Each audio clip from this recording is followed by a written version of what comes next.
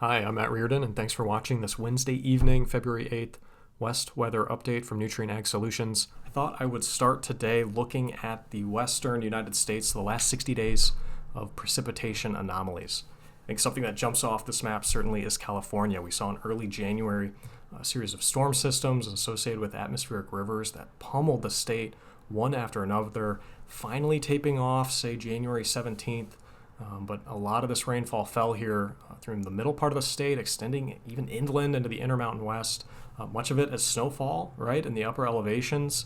And then the upper Colorado River Valley over here in northeast Arizona, southwest Colorado.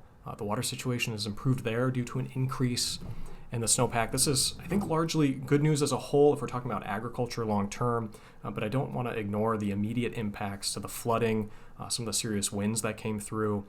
Just generally speaking, as we go into 2023 out of a kind of a multi-year drought situation, we've really improved some of these drought categories going into another growing season.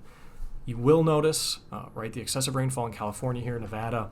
As we go north, as we expand north, looking at the 60-day precipitation departure, there's some dry areas here in Idaho, Oregon, Washington that missed out, unfortunately, on some of the kind of the trajectory of these storm systems as they came in, missed parts of Oregon and areas east of there. We're actually somewhat dry in areas of the Pacific Northwest, and that kind of remains the case as of today. I think you can see this a little bit if we look at the snowfall totals from this year, particularly looking out west. Kind of this purple color here, right, is kind of the off the color bar that we're dealing with here on this map, particularly. But again, big story is high snowfall in the Sierra Nevada. That extends east into the Intermountain West. But again, as you go further north, parts of Idaho, Oregon, Washington, maybe closer to average, with some areas just below average in terms of snowfall. Again, just really a result of these atmospheric rivers and these storm systems focusing more so on California, right, than the Pacific Northwest.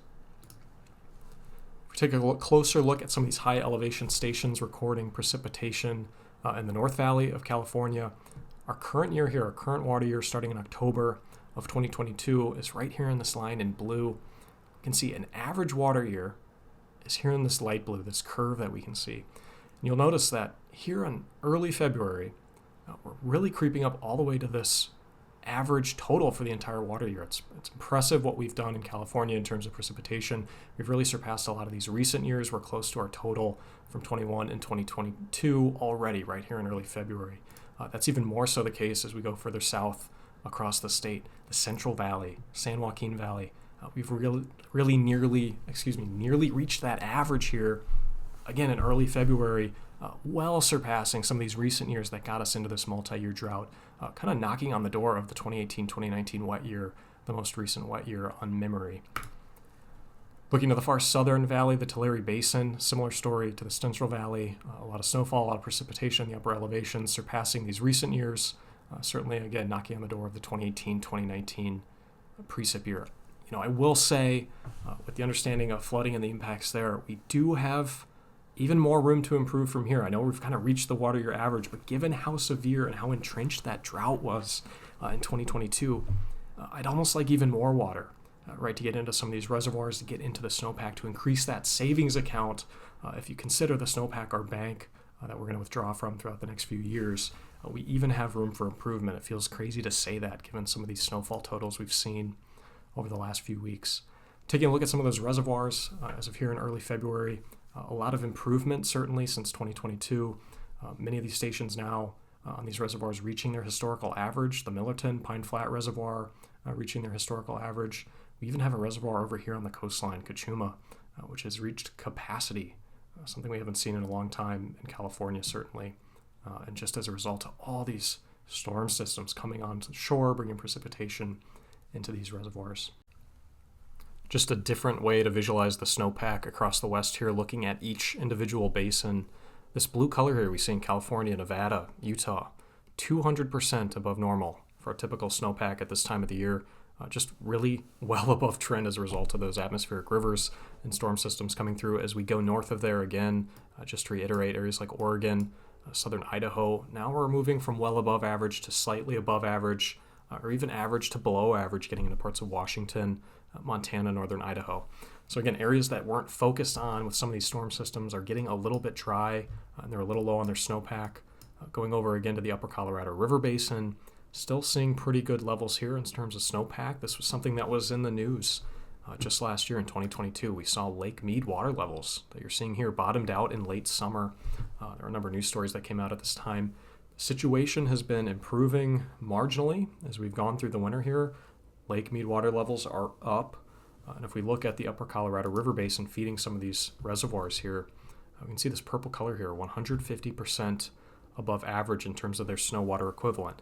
Right now, much of that is locked up in ice and snow. And as we go through the spring and summer months and warm that up, I'm expecting those water levels to improve even more, which could have implications for the lower Colorado River Valley, Yuma, Arizona as well. Taking a step back, looking at the latest drought monitor, this is as of last week, you can still see we have some lingering drought. The situation is expected to improve in areas like California that have seen more rainfall, parts of Idaho, perhaps Montana as well. But just generally, we're still seeing some of these drought categories linger from that multi-year drought in 22 and 21. This dryness is somewhat concerning, right? We still want to improve on some of the snowpack levels up north. California, I think, could even use more water. I mention all of this because, as we say, drought is sneaky, it's sticky. Where it lingers, there's a risk of redevelopment. And certainly in a situation out west, or at least the western United States, where our water hose shuts off as we go into the summer months and we start to build in heat waves, we want to build up that savings account as much as we can during the peak of our water year. Changing gears a little bit, looking out over the last 30 days, covering the temperature conversation. Really the story, not only the last 30 days, but just these last few weeks here, has been a shift to colder across the west. Central Valley of California dealing with some freeze events, certainly Oregon, Portland dealing with cooler weather, maybe Montana, parts of Washington missing out on some of the cold air here. But the story, not only the last 30 days, but just the last few weeks and looking out over the next 2 weeks, kind of a hint toward the forecast, we're seeing this similar pattern. I think one way we can visualize this pattern shift, if we look just at the average upper level height anomalies, over the last 2 to 3 weeks or so, really since January 15th, we can see an upper level trough has digged into the western United States over the last 2 or 3 weeks or so.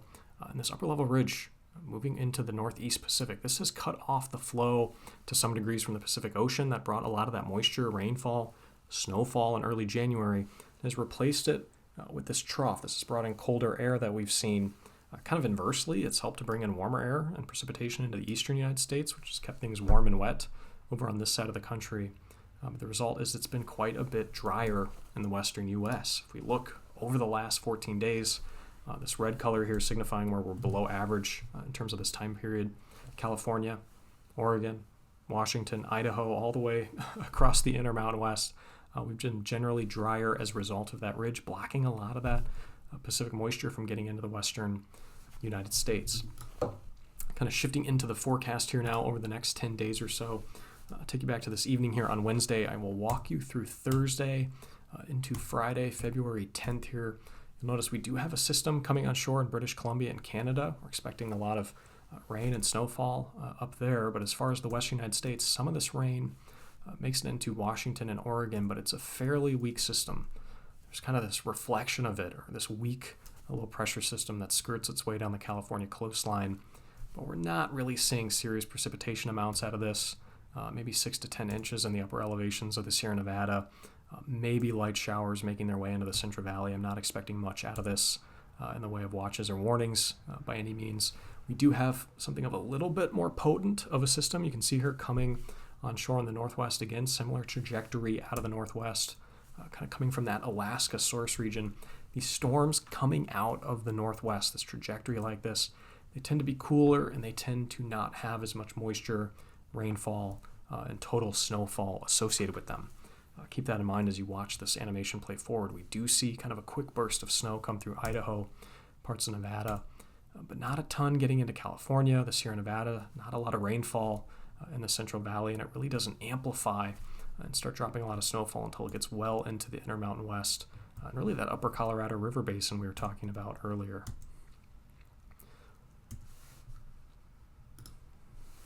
Look at the accumulated precip over the same time period, this out to February 16th into next week, next Thursday. See most of that precipitation falling in British Columbia, the high elevations there. Some of it getting into the Oregon coastline, parts of Washington, the elevations there, the Willamette Valley. But California, Nevada, Idaho, really not seeing a significant amount of precipitation from this event, really below half an inch or so. So we're not expecting huge rainfall out of this. We've seen some of these weak storm systems come through in early February. They just haven't dropped a lot of rain and snowfall as a result of that Pacific moisture being truncated like we saw just a few slides ago. Another way to visualize this, next 10 days of snowfall accumulations. Again, modest accumulations in the Sierra Nevada, higher levels as we get further north in the Cascades, Intermountain West, getting another kind of top off on snow. It's certainly moisture and water that we'll take in the form of snowfall just to kind of increase the water situation, but not meaningful long-term in terms of the water year. One thing to note as we look over the next 10 days, a continuation of that cooler pattern, the troughing in the western United States, is we still have that freeze risk for the Central Valley of California. We saw some of these events at the end of January or earlier in February. With these temperature anomalies as low as they are, that risk is still there through parts of the Central Valley. It's not a huge signal, not to suggest a hard freeze for numerous hours is a given by any means. The chance we do drop below freezing on some of these nights, that risk remains through the middle part of the month, certainly until we shake this trough. That's just been lingering for the last few weeks or so. Looking out to the week 2 forecast, I think you can see something of a reflection of that same pattern we've really been seeing since early February. I say that because we have that cold entrenched across the western United States. You can almost kind of infer the trough in the jet stream coming through the western United States and then coming and pulling up into a ridge in the eastern part of the country, bringing that warmth in that we've seen lately into the eastern U.S. It kind of gives me the sense that we'll be seeing something of the same precipitation pattern. If we look at the same map, look at precipitation anomalies, we see these kind of generally wetter signal in the Pacific Northwest as these systems, again, we expect them to come out of the northwest, come on shore, topping off some of these snowfall levels in the upper elevations, bringing some rainfall to the coastlines of Oregon, Washington. It's possible we can see some of these systems come down through California, bringing light rainfall, maybe some showers to the Central Valley, a few more tops of snow in the Sierra Nevadas, Upper Colorado River Basin. That's expected, but it's not going to be significant, I don't think, as we talked about earlier. Nothing really like early January. Where the forecast, I think it's a little more interesting, as if we look out long-term into the week 3, let's call it the end of February forecast. And the reason I say that is because if we look at the MJO, the Madden-Julian Oscillation, we see it coming out of Indonesia and trying to make its way across the Pacific Ocean. You can see the Western Pacific labeled up here. And as it moves into phase 5, phase 6 by February 12th, strong agreement here from the ECMWF model. It will be doing as much. And then out into February 16th, 17th, 18th, all the way to the 20th, some decent agreement in the forecast models that we could be coming through phase 7 into phase 8 to end the month of February. I think that would be significant for California and the western U.S. because we know in winter and early spring, if we can get the MJO out into the Pacific, able to traverse that area, get into phase 8, that increases the chance that we can extend that Pacific jet stream like we saw in early January. That extended Pacific jet helps reconnect the moisture to the western coast of the United States. And if we look at the typical phase 8 pattern in February during a La Nina, like we're in now, we can see that extended Pacific jet coming through the Pacific and then coming onshore parts of Northern California, Oregon, and Washington. A much more zonal flow that is west to east than we've seen of late.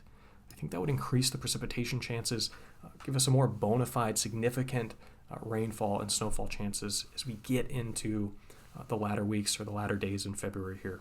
Again, we're looking quite a bit out in the forecast, right? Week 3, forecast confidence drops a little bit, but just given the agreement that we're seeing here from the ECMWF, from all these ensembles that will be in phase 7, kind of mid to late February, you could infer, I think, fairly easily that we could very well be in phase 8 to end the month, and I think that would be bullish for rainfall and snowfall in California. If we look out to the week 3 to 4 precipitation pattern from NOAA, the Climate Prediction Center, we see something a reflection of this. Again, a higher signal for precipitation in the Pacific Northwest, extending down through parts of California. But if we look at the temperature values, you'll see something of a difference. We still see that cold signal out west, but we don't see that pronounced warm signal all the way up through the East Coast. You can almost kind of infer something of a more zonal jet through the continental United States. And I think that same kind of zonal component to the jet could help reconnect the West Coast with some of that subtropical Pacific moisture that typically is a source region from some of our bigger precipitation events in the early part of the year. And then taking a quick look back at El Nino and La Nina, the southern oscillation here, we do still see in the central tropical Pacific this cold pool here. That's our La Nina that has hung on just about to this point in early February, but it has been weakening. We've been seeing that over the last few weeks. That's expected to continue. If we look at the forecasts going out forward into spring and then into summer, this is looking at these cold La Nina temperatures we just looked at. These are expected to warm up out of La Nina by March, April, May, and June into ENSO neutral. So that's neither a La Nina or an El Nino. And then really about half these members are hinting at a probability of El Nino in summer of 2023, maybe by June, July, August, September. You can see about half these ensemble members here above our El Nino classification, suggesting that potentially, it's not a home run by any means, but we might be looking at something of a pattern shift in the Pacific to where we're talking about an El Nino going into the fall of 2023. Looking long-term at the forecast for spring, March, April, and May, this is from the ECMWF, this came out just recently here, we still see something, I think, here in the European forecast for spring of a La Nina type of spring, and I say that because we see higher signal for precipitation in the Pacific Northwest, not unlike what we've seen of late, and then we also see this wet signal through the Ohio River Valley. That has us thinking that the European model is somewhat biased toward this La Nina pattern. And it complicates things because I just showed you on the slide before, right? La Nina is expected to weaken somewhere in that March to April timeframe. Actually, I would even say by April 15th, I'll be surprised if we're in what's still classified as a La Nina in the Central Pacific. So I think this forecast is biased toward kind of that initial base state of La Nina. I have something of a lower confidence in this forecast as a result, but it is something we'll be watching going through the early part of 2023. If we look out even beyond that, one kind of exercise I went through every year where we started the year in the Pacific in a La Nina and we warmed up out of that into an El Nino in the summer months. I put all those years in. You can see them up here at the top. And I asked the same model, what were the temperatures like from June to August over those same years? And we can see a definitive kind of warm signal in the western United States. That makes some sense because of the proximity of these western states to the warmer waters in the Pacific Ocean. And I bring this up because there is some risk, I think, for heat as we go into the summer months out west.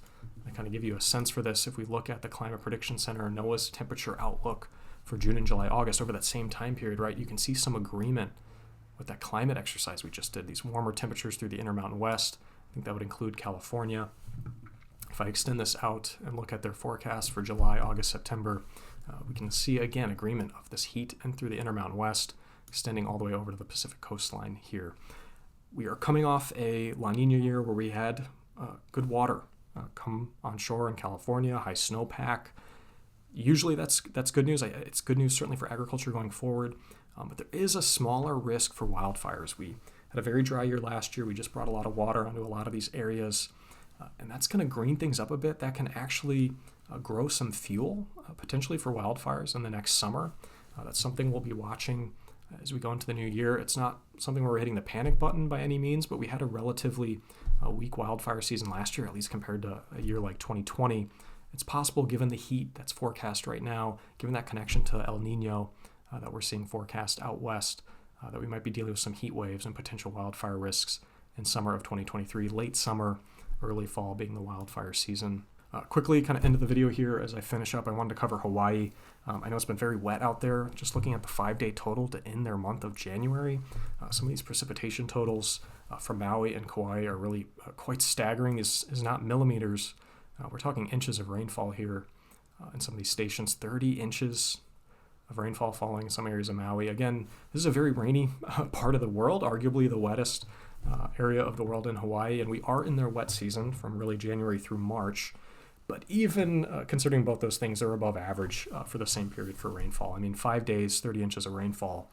To try to give you some perspective, that's more than half the rain we would typically get in a given year here in central Illinois, where I'm recording this video, and some staggering amounts even beyond that, certainly in Kauai Maui, and then lesser so kind of going east down the islands. And they've seen some really unfortunately impactful and perilous flooding from this as well. That's not uncommon in La Nina years. They tend to have more precipitation in their water year during La Nina, so it's somewhat expected. And if there is a silver lining to it, to kind of zoom you in on the drought outlook for the beginning of spring here, looking at Hawaii, we are expecting drought removal is likely for just about the entire state here, which they were dealing with some drought in 2022, but that's expected to improve and get removed, certainly as a result of the recent rainfall there. Just quickly, kind of to touch on the western U.S.